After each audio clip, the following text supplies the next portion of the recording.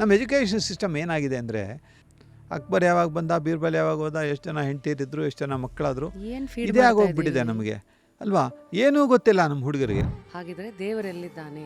ದೇವರು ಎಲ್ಲೂ ಇಲ್ಲ, ನಮ್ಮ ಒಳಗಡೆನೇ ಇದ್ದಾನೆ. ಯಾವ ಧರ್ಮದಲ್ಲೂ ಬೇರೆಯವರನ್ನು ನೀವು ಕೊಲೆ ಮಾಡಿ ಅಂತ ಹೇಳಲ್ಲ.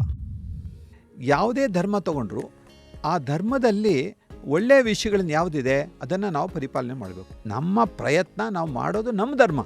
ಅದು ನಮಗೆ ಫಲ ಸಿಕ್ಕುತ್ತೋ ಇಲ್ವೋ ಅನ್ನೋದು ನಮ್ಮ ಕೈಯಲ್ಲಿಲ್ಲ, ದೈವಾಧೀನ. ಫುಲ್ ವರ್ಕ್ಸ್ ಸ್ವಾಮಿ ವಿವೇಕಾನಂದ ಅಂತ ರಾಮಕೃಷ್ಣ ಆಶ್ರಮದ ಪಬ್ಲಿಷ್ ಮಾಡಿದ್ದಾರೆ. 10-12 ವಾಲ್ಯೂಮ್ ಇದೆ, ಓದ್ಬೋದು. ಅಂದರೆ ನಮಗೇನಾಗಿದೆ, ನಮ್ಮ ಪಠ್ಯಕ್ರಮದಲ್ಲಿ ಇದೇನೂ ಇಲ್ಲವೇ ಇಲ್ಲ.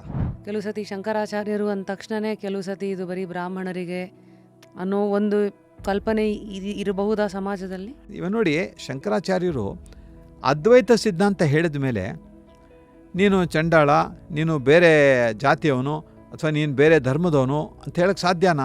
ಎಲ್ಲರೂ ಒಂದೇ ಅಂತ ಹೇಳಿದ್ದಾರೆ ಅವರು. ಅಂದರೆ ನಾವೆಲ್ಲ ನೋಡಿದ ಕಾಲಕ್ಕೆ ಅವರು ಬರೀ ಶಕ್ತಿ ಇದೆ, ಅವ್ರು ಹಿಂಗಂದರೆ ವಿಭೂತಿ ಬರುತ್ತೆ, ಆರೆಂಜ್ ಬಟ್ಟೆ, ಮತ್ತು ಅವರು ಗುಂಗುರು ಕೂದಲು, ಇಷ್ಟೇ ನಮ್ಮಂಥವ್ರಿಗೆ ಗೊತ್ತಿರೋದು. ಬಟ್ ನೀವು ನೋಡಿದ ಬಾಬಾ ಹೇಗೆ?